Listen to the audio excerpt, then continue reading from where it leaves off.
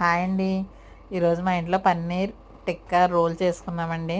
ఇంట్లో పోలన్నాయని చెప్పి వాటిని విరగొట్టేసేసి పన్నీర్ తయారు చేశాను. పన్నీర్ చూసారు ఎంత బాగా వచ్చిందో, లావుగా కూడా వచ్చినాయి కదండి పీసెస్. అది బయట తెచ్చుకుంటే అసలే ఇలా ఉండదండి పన్నీరు.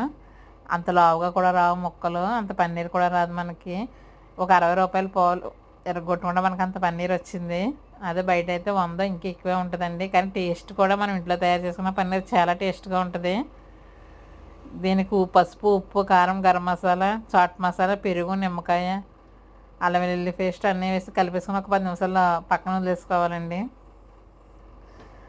తర్వాత అట్లా వేసుకుని పెనం పెట్టుకుని అలా వేపేసుకోవటమే. చాలా బాగుందండి ఇది అయితేనే. ఈ వీడియో కనుక నచ్చితే లైక్ చేయండి. తర్వాత అన్నీ అవి తీసేసుకున్న తర్వాత ఆ పెనానికి అదంతా అంటుకుని ఉంటుంది కదా, దాన్ని మనం చపాతీ కాల్ చేసుకుని చపాతీకి అంటుకునేలాగా మనం చపాతీ దాని మీద పెట్టి కాల్ చేసుకోవాలండి. Okay, thank you.